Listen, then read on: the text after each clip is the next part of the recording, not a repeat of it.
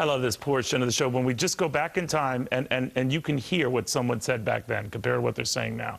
4 years ago, President Obama won the Nobel Peace Prize, winning for his, and I quote here, extraordinary efforts to strengthen international diplomacy and cooperation between peoples. Now, we're re-racking the tape to compare how he sounded then with how he sounds now.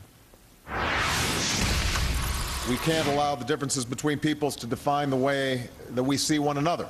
There will be no negotiations over this. We strive to seek a world in which conflicts are resolved peacefully. They're holding the whole country hostage.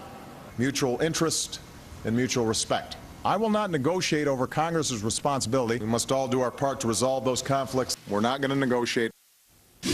There is a consistent pattern, though, here. Throughout the years, he has always hated Fox News, so there is some consistency. Anyway, Heath says that the president really doesn't sound that peaceful, a little less than transparent. He does have a standard for dealing with one crisis versus another crisis. Peaceful overtures in one area, not so peaceful in domestic areas.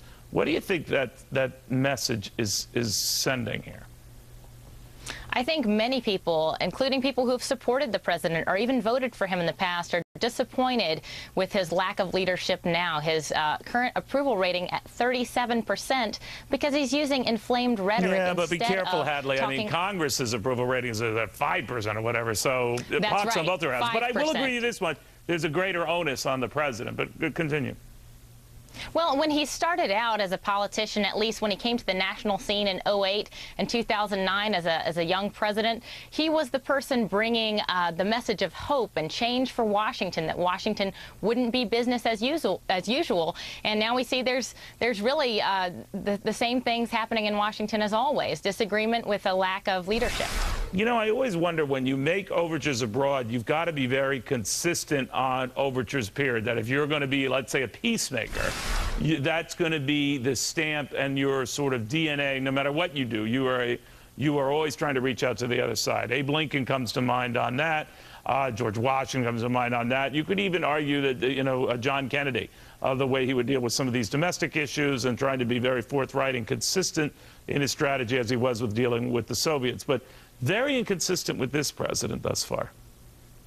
Absolutely. And if I had some words for the president, I would encourage him just to consider his legacy. You mentioned some great American presidents from the past. In the future, when we look back at this moment in time, will we remember this president as someone who could broker a deal, someone who does understand that Americans elect different representatives because Americans have different values? Or will he be the person that oversaw a stalemate that went on for far too long because of his failure to bring people together?